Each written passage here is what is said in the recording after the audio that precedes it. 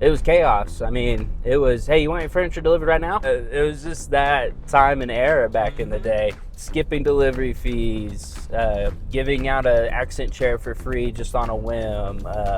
Customer complains enough, you do whatever the customer says, and there's no structure.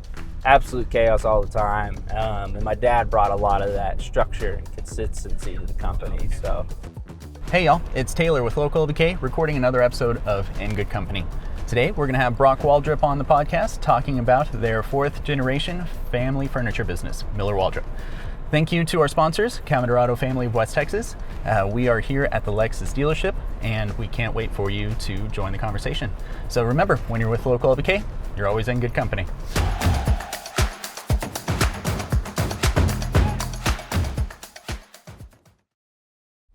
Howdy, Brock. hi, How are you today? doing good. So glad you're able to join us today.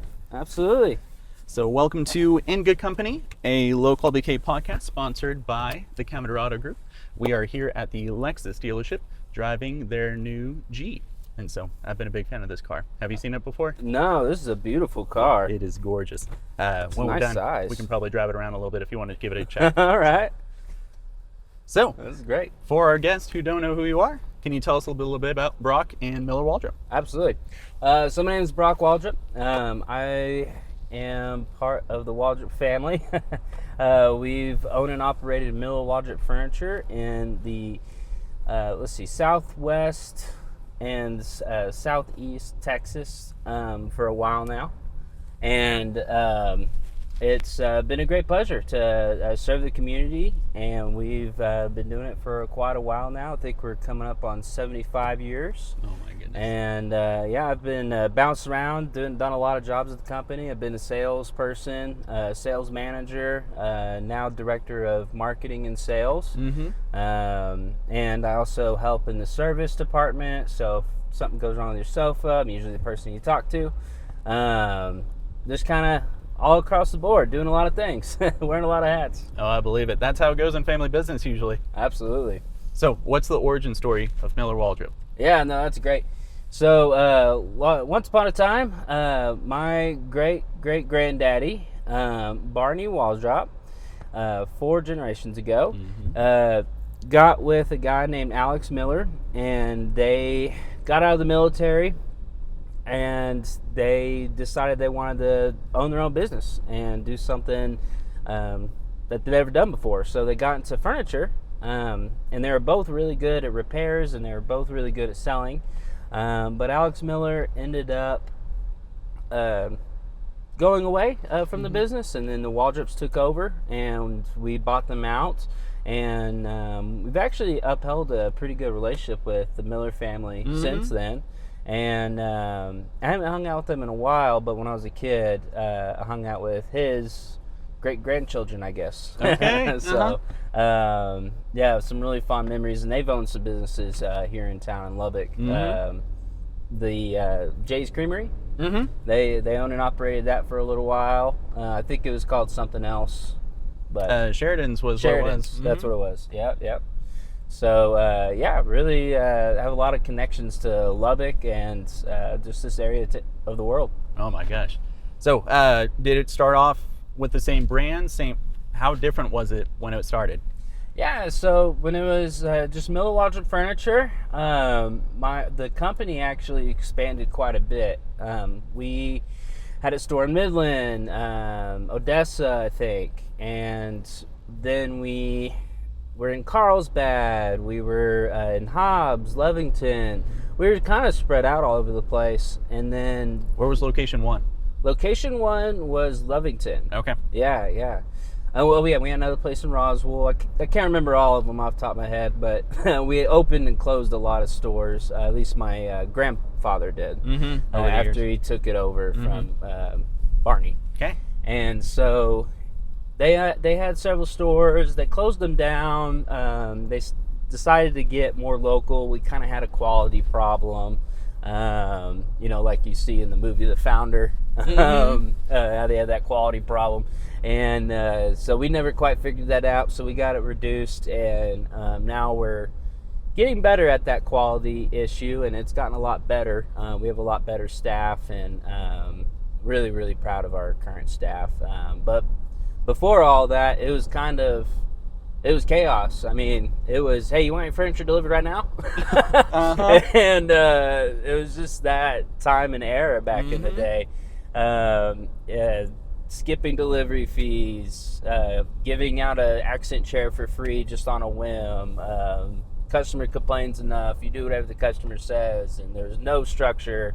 Absolute chaos all the time. And my dad brought a lot of that structure and consistency to the company. Okay. So, but I'll tell you what, my grandfather, I call him Pop-Pops, or Bill Waldrop, he's probably one of the best salespeople I've ever met, man. What do they say? They could sell the shirt off your back kind of thing? Yeah, shirt off your back, yeah. Ice to an Eskimo.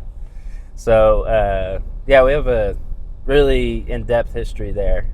So, and then what's the operation look like currently? Yeah, so right now, my dad and I are really taking on the sales department, and we're kind of forefronting that, as well as the marketing end of things. So it's good that we're over both, kind of able to communicate the marketing message with the salespeople, so they're on board with what we're putting out in the world, which is big. But and then we have a whole operations team, and they're doing great. That's ran by Dan. Did you ever meet Dan? Yeah. And he's doing great, and we have an amazing service coordinator that come on the last 2 years. Oh, love it. And he's I'm almost hands off on service nowadays, but beforehand I was very on hands, and he's really made my life a lot easier. And then my mother, Becky, she's doing all the buying for the company.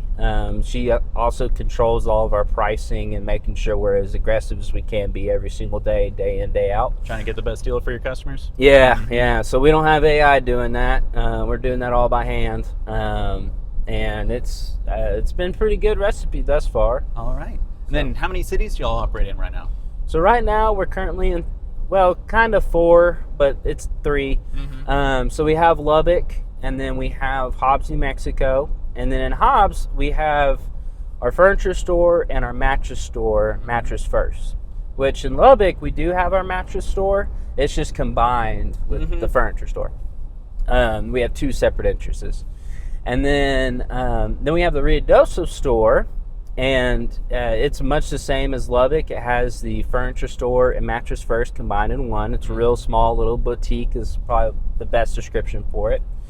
And then we just opened up a Mattress Pro store that carries a lot of mattress brands that we didn't carry before, and we're really excited about that. We opened that up in September or August of last year. Okay. And we're having our grand opening on Memorial Day, the 23rd. Oh, so how exciting. Really excited about that. Been planning on it for about 6 months, so I hope it goes well. And that's in Ruidoso as well? Yeah, and that's in Ruidoso. So the furniture store's in Ruidoso Downs, and the mattress store, the new ones in just Ruidoso. So technically 4, but really 3 cities. I love it. So yeah. What was it like moving into Lubbock? Because y'all had a presence in Texas before, so coming back into that market. Yeah, so coming to Lubbock has been pretty great. We had a decent amount of business coming out of Lubbock, even with just our Hobbs location. And there's many times where we would come out to Lubbock to help design a house. It was very common practice for us, and we recognized that Lubbock didn't really have a niche that we fit in perfectly to, and that is affordable special ordering.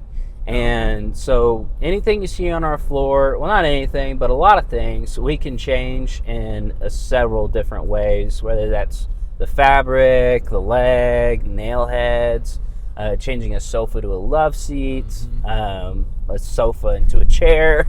It's just, the possibilities are endless, and we can definitely find the right affordable style for you.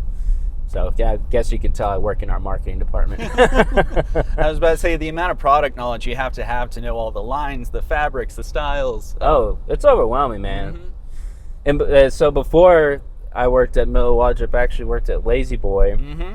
and in San Antonio, and I got pretty good at selling furniture there. And hope this isn't sidetracking too bad. But Oh no, this is all part of the origin story. So tell me how your involvement in the family business has looked. So keep okay, going. great.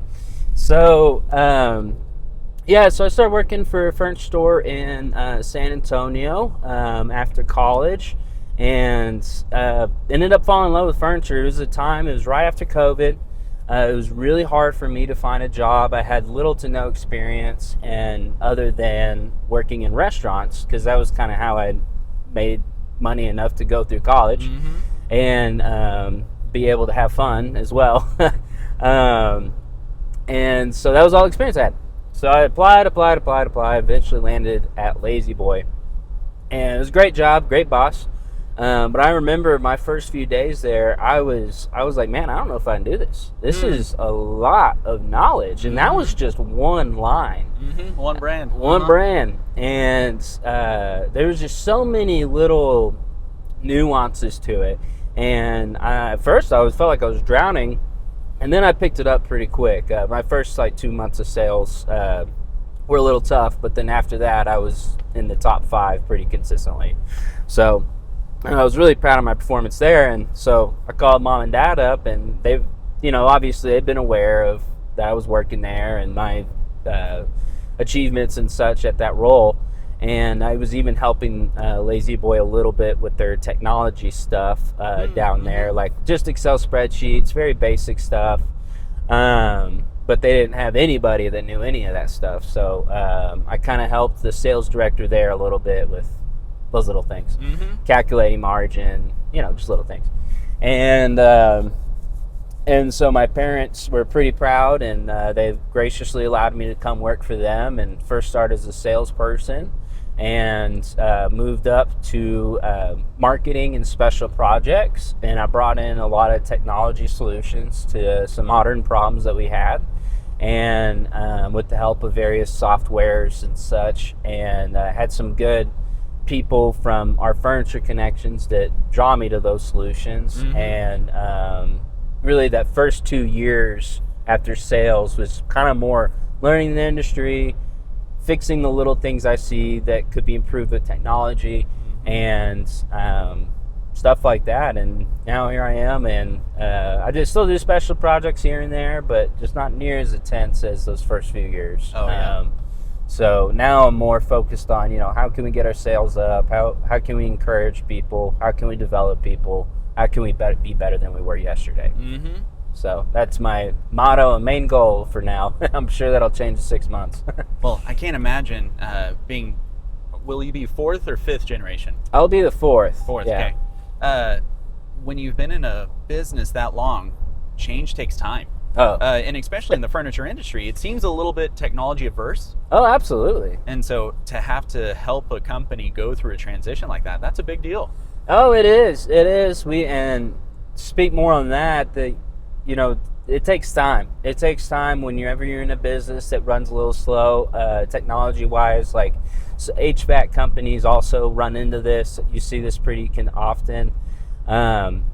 And when you have we have one employee that's been with, or several employees that have been here 10 plus years. And then you ask these people to do more technology things, and, we're talking about people that, generally are a little older, 55 plus, and all your contacts are in your Rolodex, not in your CRM. Yeah, and teaching you have to teach the concept of what a CRM is.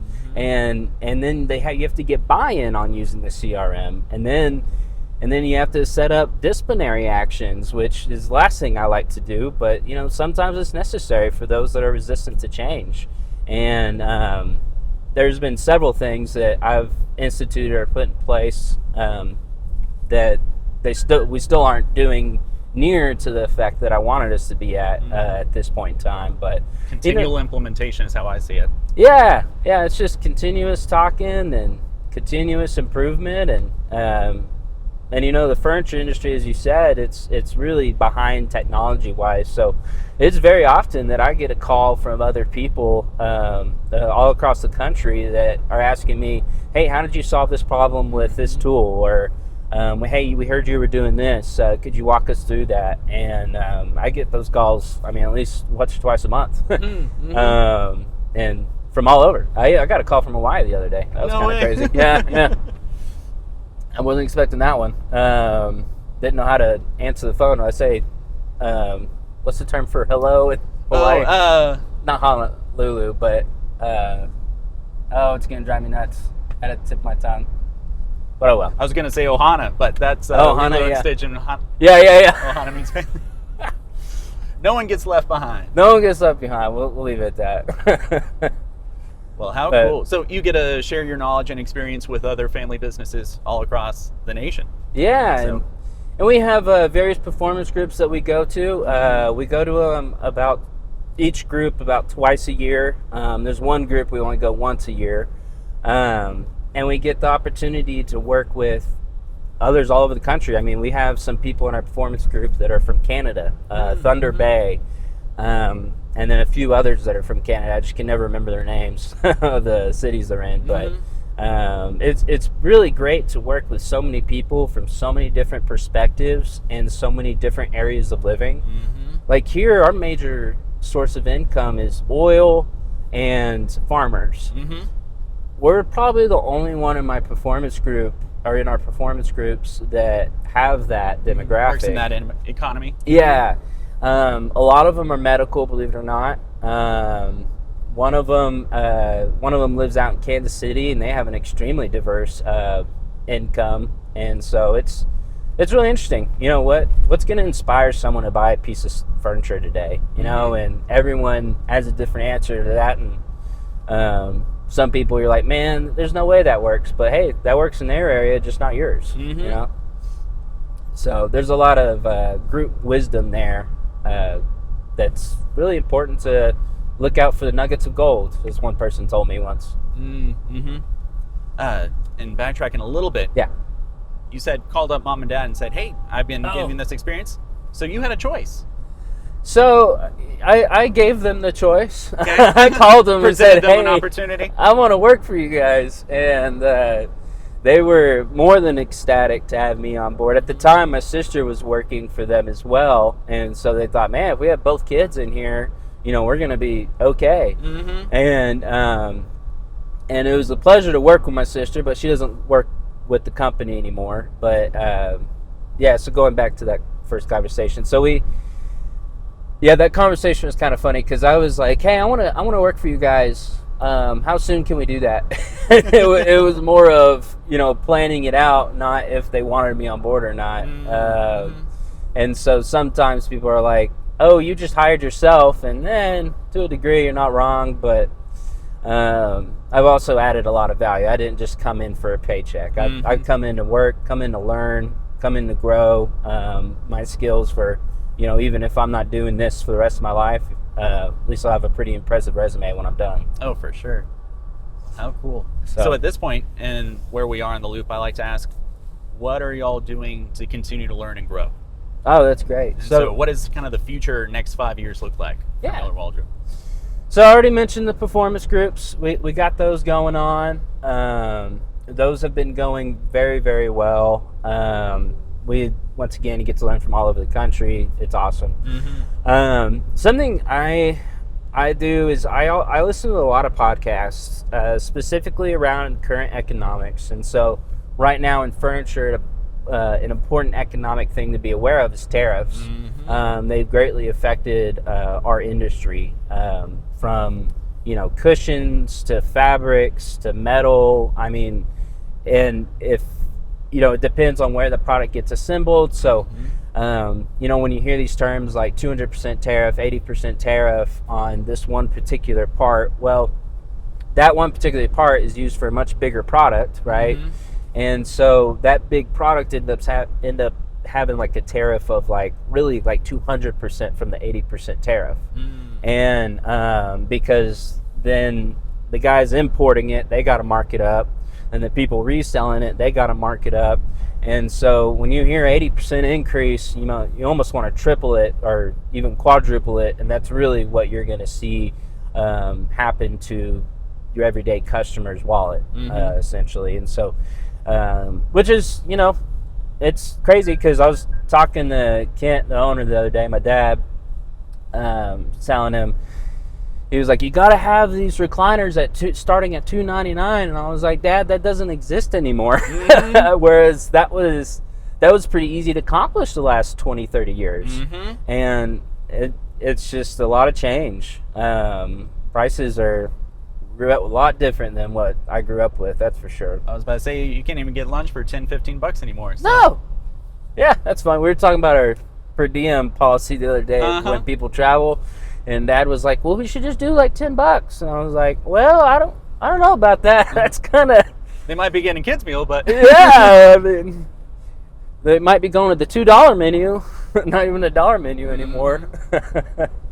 But, yeah, so we're constantly talking about how we can improve things, seeing what other people are doing, what success they have, whether that's opening a new position, certain policy changes, or procedural changes, and I usually, 9 times out of 10, I can find a technology solution in there somewhere. Mm-hmm. So I'm always involved in these discussions and trying to improve what we know and what we don't know. Oh, cool.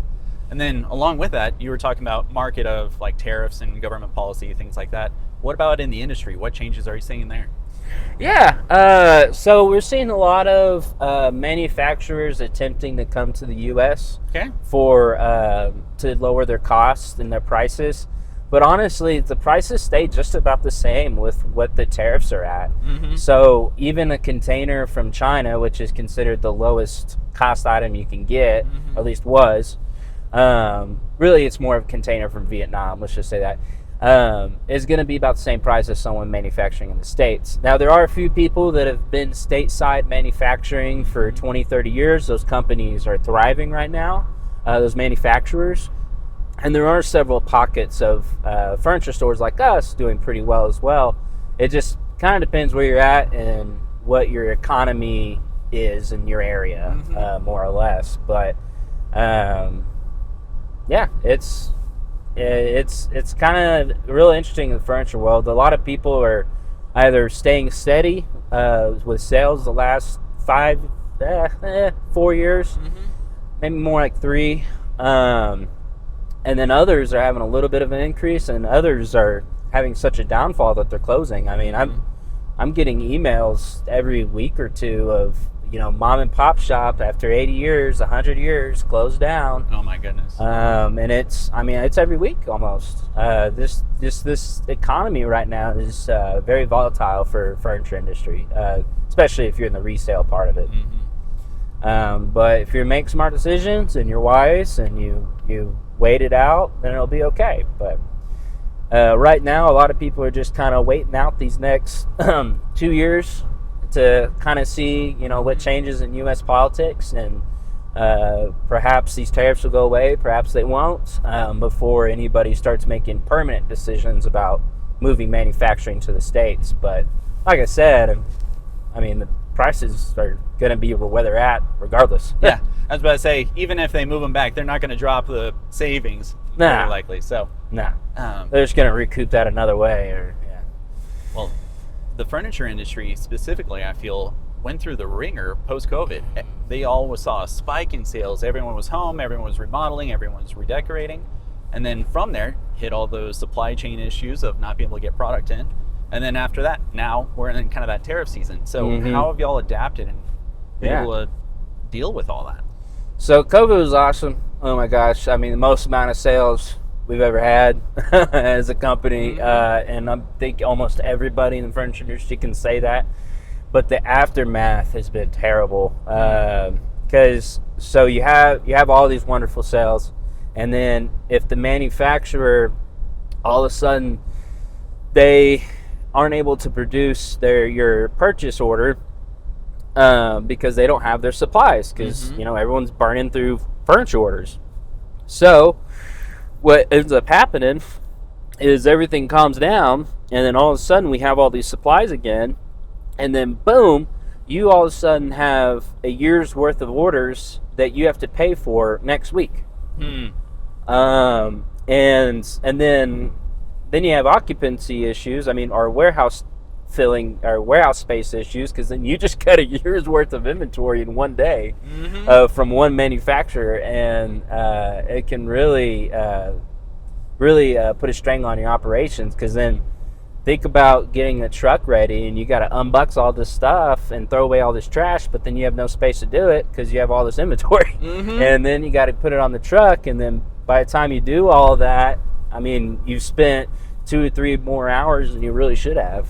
And so that really caused the strain, and a lot of overtime and things like that. But once again, if if you're just really watching your P&L and you're staying on top of things, staying on top of your management in particular, you're going to be okay.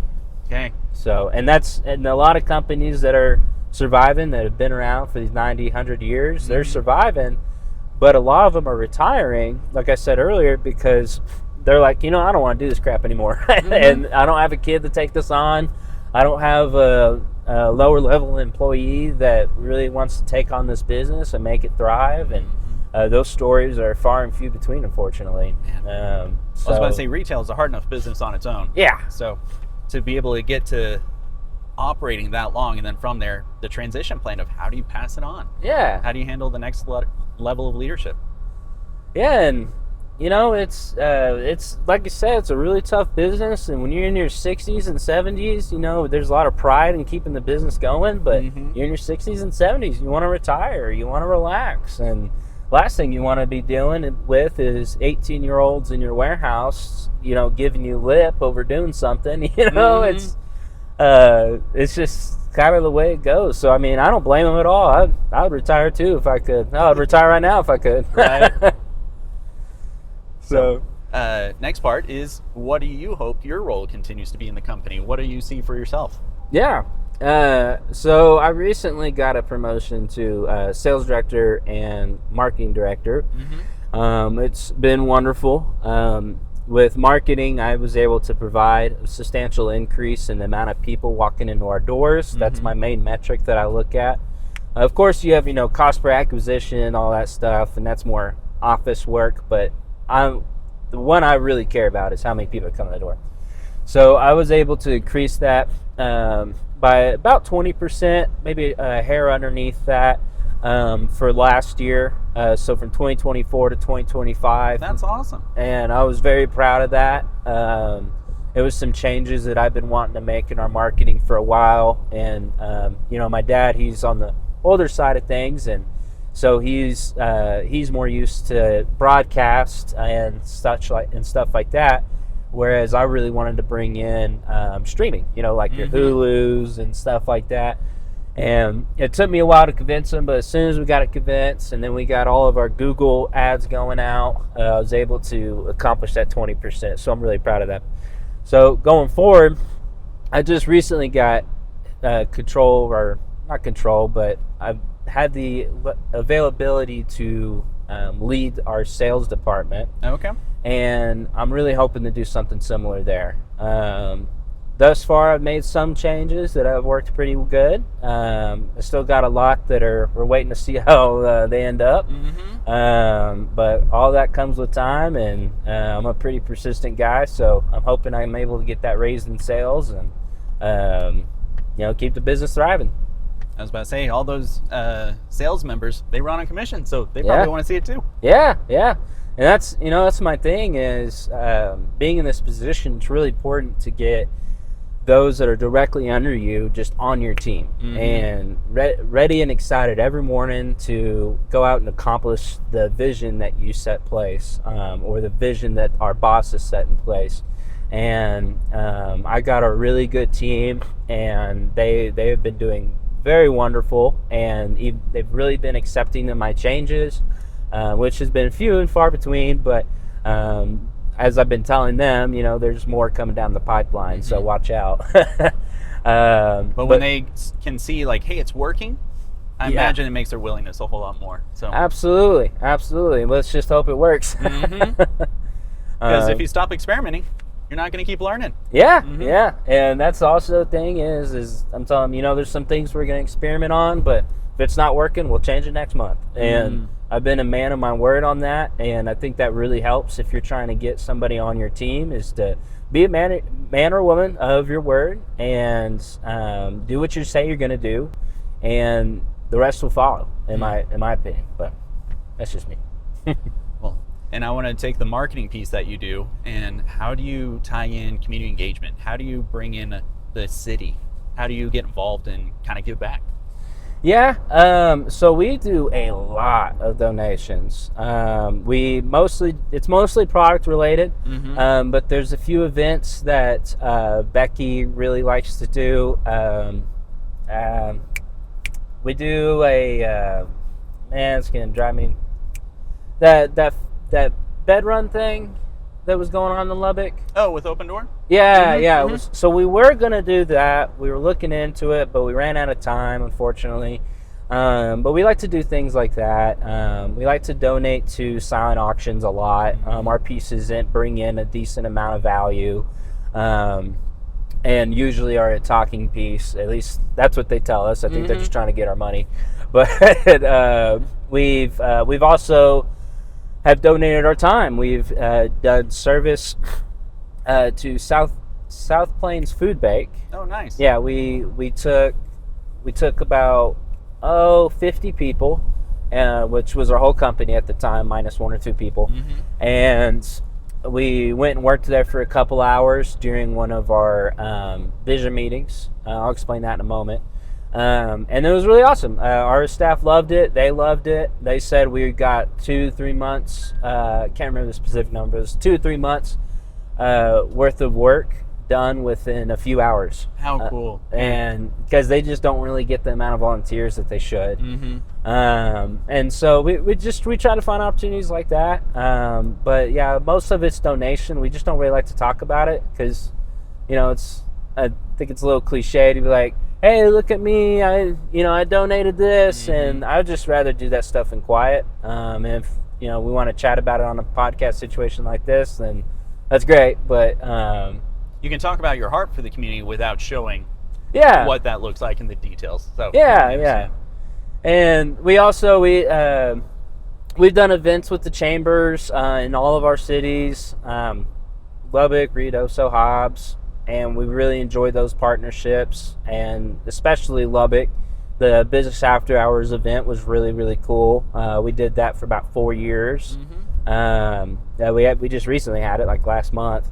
It's a lot of fun, and love being part of the community, and we like hearing from the community through our social media, and love to hear people's feedback on new pieces that we bring in. But yeah, if we could do more, we would, but a lot of our efforts in that manner are strictly done by donation and events like that. So that's kind of how we like to roll and involve in the community. And sometimes we do monetary donations to like Boys and Girls Club and stuff like that. We're just kind of all over the board because Becky has a lot of these interests of hers that really matter to her. So, and then we also try to do local partnerships. We most recently did a partnership with Campus Live here in Lubbock. My buddy Marcus. Yeah, Marcus Padilla. Wonderful guy. And we've really enjoyed that partnership. And now we're going on to look for other local partnerships. And we did a little one in Hobbs. Like, we like to do the basketball shirts, do the logos on the back. Supporting your local sports teams. Yeah. I like those because where the money goes, it's going directly to those kids, And I feel really good about those types of donations. And then but we always have some kind of local partnership going on. Recently, in Ruidoso, we did Visit Ruidoso. Nice. And that was wonderful. Did that for like 3 months. So, and Ruidoso's been hit so hard recently. Yeah, so man. Anything to help that community keep going. Absolutely. After the racetracks got shut down, that was awful. That was awful. It was like my year's 9/11. That's terrible to say, but unfortunately true. How devastating it's been.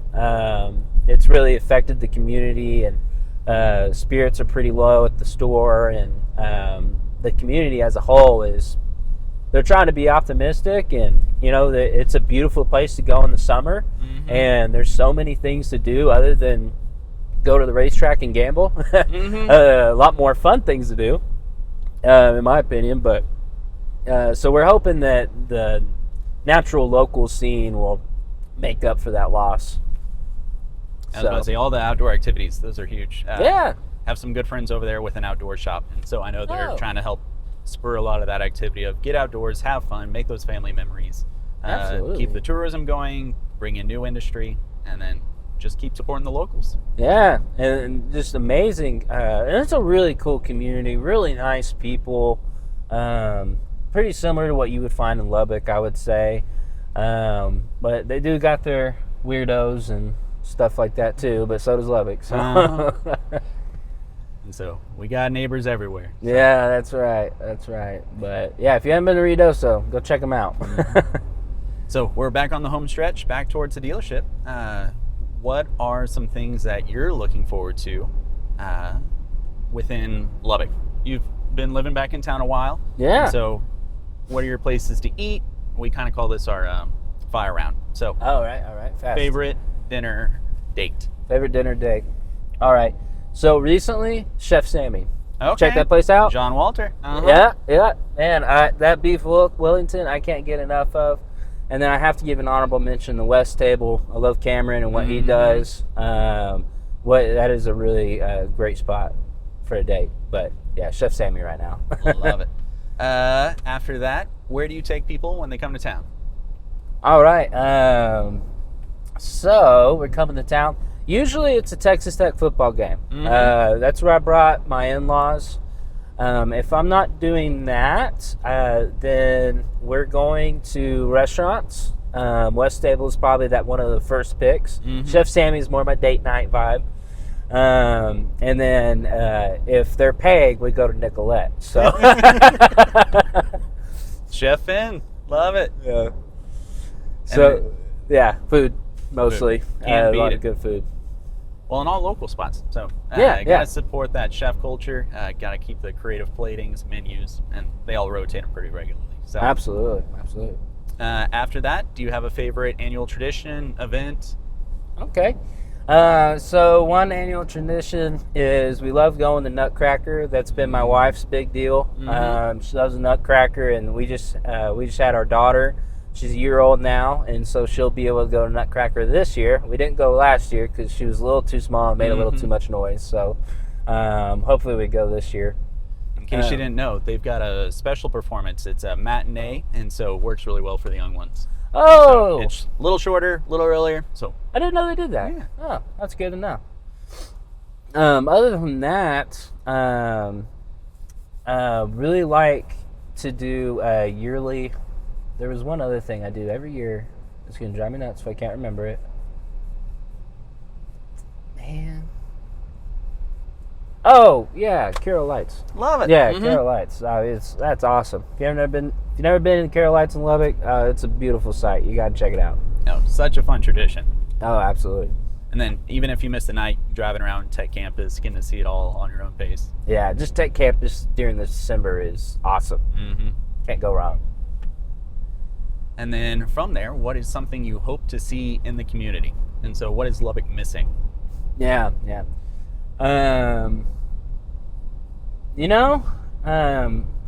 Lubbock has a lot of really good family-friendly spots, and I really do enjoy that about Lubbock. Really good family atmosphere. But when you're by yourself and you don't have a family, there's not a whole lot to do here. I mean, you have you got drinking, which, we all partake. You got the Broadway Shuffle. You got the Broadway Shuffle, but you can't do that every night. And so I would love to see something for our young adults, which I guess I'm still in that category. Those that are single, more things to do, like business events. I know. Have you heard of Fiesta down in San Antonio? Tell me about it. So Fiesta is a really cool time period in San Antonio. It's this month. It's in April. It's a month long, and all these events have a certain part of Fiesta.